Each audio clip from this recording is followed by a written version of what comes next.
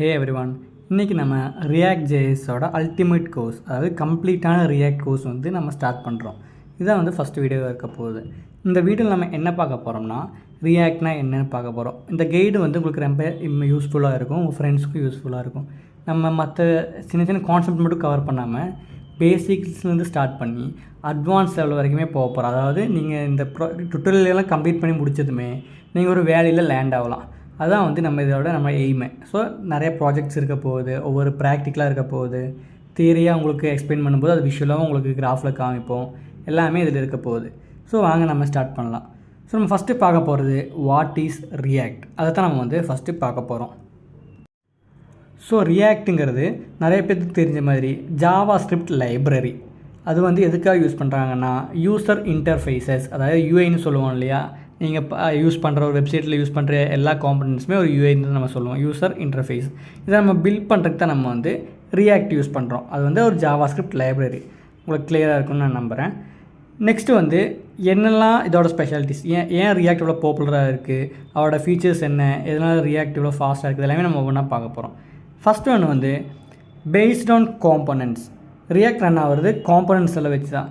For example, காம்பனன்ட்ஸ்னால் என்னென்னா, அதாவது independent pieces of code. அதாவது ஃபார் எக்ஸாம்பிள் ஒரு வெப்சைட்டில் ஒரு சர்ச் பார் இருக்குது, அது நம்ம தனியாக பில்ட் பண்ணியிருப்போம். ஒரு பட்டன் இருக்குது, நம்ம தனியாக பில்ட் பண்ணிக்கலாம். இதெல்லாமே ஒரு காம்பனன்ட்ஸாக இருக்கும். இதுதான் வந்து காம்பனன்ட்ஸ் வந்து இந்த மாதிரி தான் ஒர்க் ஆகும். ஸோ எல்லா காம்பனன்ட்ஸுமே கடைசியில் நம்ம ஒன்றா சேர்ப்போம். அது வந்து நம்ம ப்ராக்டிக்கலாக பார்க்கும்போது ஒரு காம்பனன்ட் எப்படி க்ரியேட் பண்ணுறது எல்லாமே பார்ப்போம். ஸோ இப்போதைக்கு ஒரு காம்பனன்ட்னா independent pieces of code that represents parts of the UI. ஒரு யூஐயில் இருக்கிற இண்டிபெண்ட் பார்ட்ஸ். ஸோ நம்ம வெப்சைட்டில் இருக்கிற ஒவ்வொரு பார்ட்ஸ் தான் நம்ம வந்து காம்பனன்ட்னு சொல்லுவோம். இதுதான் வந்து ரியாக்ட் வந்து காம்பனன்ட்ஸ் பேஸில் தான் வந்து ஒர்க் ஆகுது. இப்போ நீங்கள் வீடியோவில் அந்த டயக்ராம் வீடியோவுக்கு பார்க்குற மாதிரியே நம்ம க்ரியேட் பண்ண டயக்ராமத்தில் 3 காம்பனன்ட் இருக்குது. அதாவது காம்பனன்ட் 1, காம்பனன்ட் 2, காம்பனன்ட் 3ன்னு 3 இருக்குது. இது 3மே வந்து எங்கே ஜாயின் ஆகுதுன்னா, நம்ம வந்து சென்ட்ரல் ரியாக்ட் ஐக்கன் இருக்குது இல்லையா, அதில் வந்து ஜாயின் ஆகுது. ஸோ இது 3மே வந்து ஒரு வெப் அப்ளிகேஷன், அதாவது ஒரே காம்பனண்ட்டாக சேஞ்ச் ஆகுது, ஒரே யூஏ சேஞ்ச் ஆகுது. இதை வந்து நம்ம நீங்கள் டயக்ராமத்தில் பார்த்துட்ருக்கீங்க.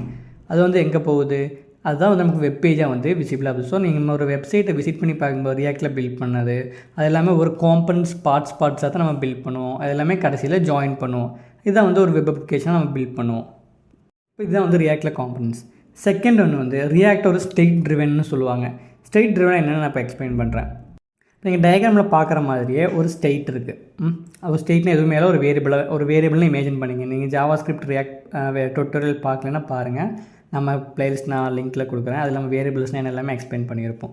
ஸோ நீங்கள் இந்த கோர்ஸ் நீங்கள் கம்ப்ளீட் பண்ணணுன்னா உங்களுக்கு ஜாவா ஸ்கிரிப்டோட பேசிக்ஸ் எல்லாமே கொஞ்சம் தெரிஞ்சிருக்கணும். வேரியபிள்ஸ்னால் என்ன, டேட்டா டைப்ஸ்னால் என்ன, ஃபங்க்ஷன்ஸ்னால் என்ன, அரேஸ்னால் என்ன, எல்லாமே தெரிஞ்சிருக்கணும். அதெல்லாம் வந்து நம்ம சேனல்லே டுட்டோரியல் இருக்குது, நீங்கள் சர்ச் பண்ணி பாருங்கள். இல்லாட்டி நான் கீழே லிங்க் கொடுக்குறேன், லிங்க்கில் நீங்கள் கிளிக் பண்ணி பார்க்கலாம். Okay, back to topic. நம்ம ஸ்டேட்டிங் ஒரு வேரியபிள்னு வச்சுக்கோங்க. அப்போ நான் அதில் வந்து என்ன எங்கே போகுது, அது வந்து யூஐக்கு போகுது. ஸோ அது வந்து ரெண்டர்னு சொல்லுவோம். ரெண்டர் பண்ணால் தான் நம்ம எங்கே பார்க்க முடியும், யூஐயில் பார்க்க முடியும். அங்கே வந்து யூஸர் என்ன பண்ணுறாருங்கன்னா, மொபைலை வந்து சர்ச் பண்ணுறாரு. சர்ச் மொபைல்னு ஒன்று பார்க்குறீங்க இல்லையா, அது வந்து அங்கே என்ன நடக்குதுன்னா, யூஐயில் யூஸர் வந்து மொபைல்னு சர்ச் பண்ணுறாரு. அப்போ என்ன ஆகுதுன்னா, ஸ்டேட்டுக்கு ஒரு அப்டேட் போகுது. 3 பார்த்தீங்க இல்லையா, 3 இருக்குது, அப்டேட் ஸ்டேட்னு இருக்குது இல்லையா, அதை வந்து ஸ்டேட்டுக்கு போய் சொல்லுது யூஸர் வந்து மொபைலில் சர்ச் பண்ணியிருக்காரு. அப்போ என்ன பண்ணுதுன்னா, அந்த மொபைலை வந்து என்ன பண்ணுது, இந்த 4 பார்த்தீங்க இல்லையா, ரீரெண்டர், யூஐக்கு வந்து ரீரெண்டர் பண்ணும். இதுதான் வந்து நீங்கள் கேட்ட மொபைல்ஸ். இதுதான் வந்து கான்செப்ட். ஸ்டேட் இந்த மாதிரி தான் இருக்கும். இதுதான் வந்து ஸ்டேட் ட்ரிவன். நெக்ஸ்ட்டு வந்து நிறைய பேர்த்துக்கு இருக்கிற ஒரு கொஸ்டின், ஜாவா ஸ்கிரிப்ட் வந்து இல்லாட்டி ஜாவா ஸ்கிரிப்டோட லைப்ரரின்னு சொல்கிறாங்களே ரியாக்ட், உண்மையாகவே ரியாக்ட் ஒரு லைப்ரரியா இல்லை ஒரு ஃப்ரேம் ஒர்க்கா? அதுக்கான ஆன்சர் சிம்பிள் தான். ரியாக்ட் வந்து ஜாவா ஸ்கிரிப்டோட லைப்ரரி தான், அது ஒரு ஃப்ரேம் ஒர்க் கிடையாது. இது எதுக்காக இருக்குதுன்னா, building dynamic and efficient user interfaces build பண்ணுறதுக்கு. அதாவது டைனாமிக்னால் தெரியும், பேக்கெண்ட்லேருந்து டேட்டா பேஸ்லேருந்தெல்லாம் டேட்டா வரும் இல்லையா, இதான் வந்து டைனாமிக்னு சொல்லுவோம். ஸ்டாட்டிக்னா ரிக்வெஸ்ட் அண்ட் ரெஸ்பான்ஸ் வந்து அண்டர்ஸ்டாண்ட் பண்ண முடியாது, ஸ்டாட்டிக் வெப் பேஜஸ்னு சொல்லுவோம் நம்ம. அதை இது வந்து டைனாமிக் வெப் பேஜ் பில்ட் பண்ணுறதுக்காக யூஸ் பண்ணுறது. For example book my show, Amazon, ஃப்ளிப்கார்ட்டில் இருக்குது, இதில் வந்து டைனாமிக். ஸோ இந்த மாதிரி பில்ட் பண்ணுறதுக்கு. நெக்ஸ்ட் எஃபிஷியன்ட் யூஸ் இன்டர்ஃபேஸஸ்னால் மோர் இன்ட்ராக்டிவிட்டி. இதை கொண்டு வரதுக்கு நம்ம HTML CSS யூஸ் பண்ணுறத விட இதுலேயே யூஸ் பண்ணும்போது நல்லா இருக்கும், ஸ்பீட் எல்லாமே நல்லாயிருக்கும். அது மட்டும் இல்லாமல் மல்டிபிள், அதாவது நிறையா லைப்ரரிஸ் வந்து இதுக்கு சப்போர்ட் இருக்குது. அதனால தான் வந்து ஜாவா ஸ்கிரிப்டோட லைப்ரரி தான் ரியாக்ட்னு சொல்கிறாங்க. ஸோ ஒரு ஃப்ரேம் ஒர்க் கிடையாது, இது ஒரு லைப்ரரி.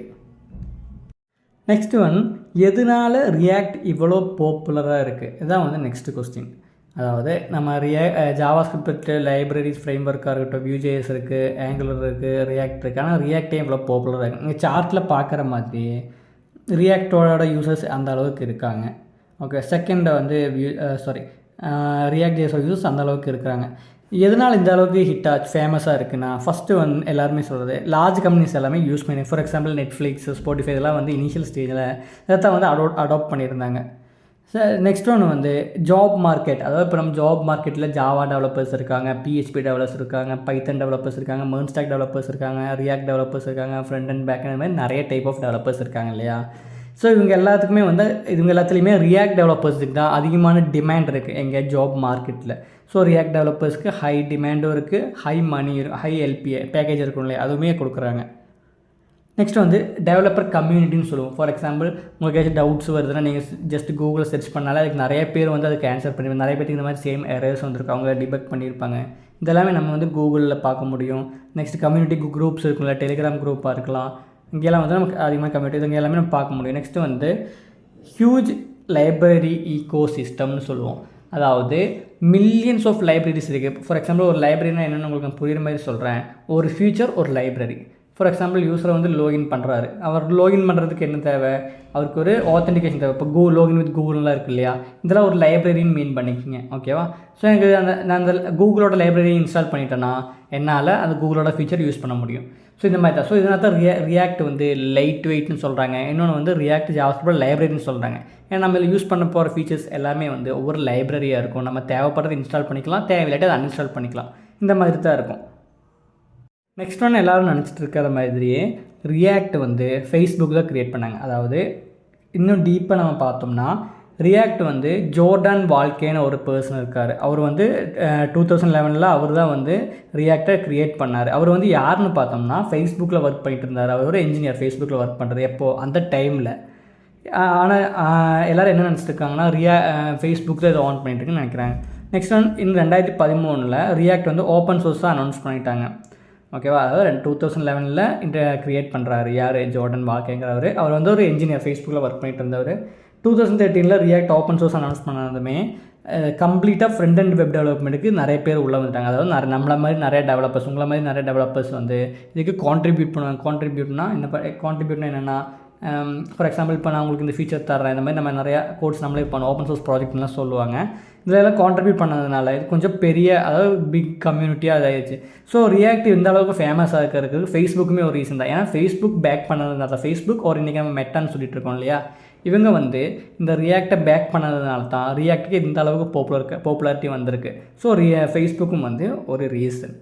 உங்களுக்கு புரிஞ்சுக்கணும் நினைக்கிறேன். ரியாக்ட்னா என்ன, அது எப்படி ஒர்க் ஆகுது, காம்பனன்ட்ஸ்னால் என்ன, ஸ்டேட் ரிவன்னா என்ன, ஒரு ஜாவாஸ்கிரிப்ட் லைப்ரரியா இல்லை ஃப்ரேம் ஒர்க்கா, இதனால் ரியாக்ட் இவ்வளோ பாப்புலராக இருக்குது, க்ரியேட் பண்ணது யார், இதெல்லாமே உங்களுக்கு கிளியராக இருக்குன்னு நான் நம்புகிறேன். நெக்ஸ்ட் லெசனில் நம்ம எப்படி இது க்ரியேட் பண்ணுறது, ஃபார் எக்ஸாம்பிள் எப்படி நம்ம டெவலப்மெண்ட் என்விரான்மெண்ட்லாம் செட் பண்ணுறதுன்னு நம்ம பார்க்கலாம் நெக்ஸ்ட் வீடியோவில். இதில் ஏதாச்சும் டவுட்ஸ் இருக்குன்னா கீழே நம்ம டெலிகிராம் குரூப்பில் ஜாயின் பண்ணிக்கங்க. நம்ம டெலிகிராம் குரூப்பில் உங்களுக்கு எந்த டவுட்ஸ் இருந்தாலும் நீங்கள் போஸ்ட் பண்ணலாம். நீங்கள் இந்த ரியாக்ட் யூஸ் பண்ணுறதுனால உங்களுக்கு ஏதாச்சும் பக்ஸ் வருதுன்னா போஸ்ட் பண்ணலாம். நம்ம முடிஞ்ச அளவுக்கு நம்ம ரிப்ளை பண்ணுவோம். அது வந்து ஒரு கம்யூனிட்டியை கூட நம்ம க்ரியேட் பண்ணிக்கலாம். கீழே டெலிகிராம் குரூப் லிங்க் வந்து கீழே டிஸ்கிரிப்ஷனில் இருக்குது. டிஸ்கிரிப்ஷனில் யூஸ் பண்ணி ஜாயின் பண்ணிக்கோங்க.